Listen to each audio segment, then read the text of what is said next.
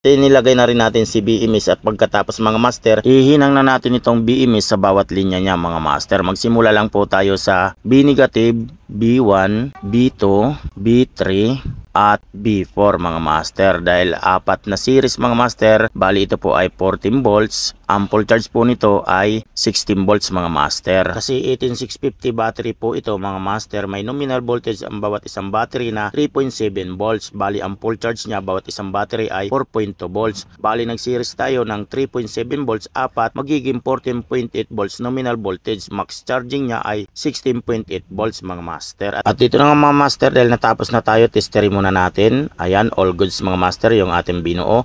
At lalagyan na natin ng paper tape mga master. Ayan, magkabila ang gilid para safe na safe yung ating battery bago natin ilagay sa kanyang casing. Bago ang lahat mga master, baka pwede naman makahingi ng like dyan at i-share nyo na rin itong video na to. Sa pamamagitan ng inyong like at share mga master, malaking tulong na po iyon sa paggagawa natin ng mga tutorial video. At syempre kung ikay nakapalo sa akin page na to, ay updated ka palagi sa mga ina-upload kong araw-araw na mga video. At dito na nga mga master, tapos na tayo at i-charge na natin itong battery ni sir para full charge na pag ipinadala natin sa kanya. Ayan mga master, nagcha-charge siya. So maraming salamat sa inyong sulit na panonood dyan. Hanggang sa muli mga ka-DIY.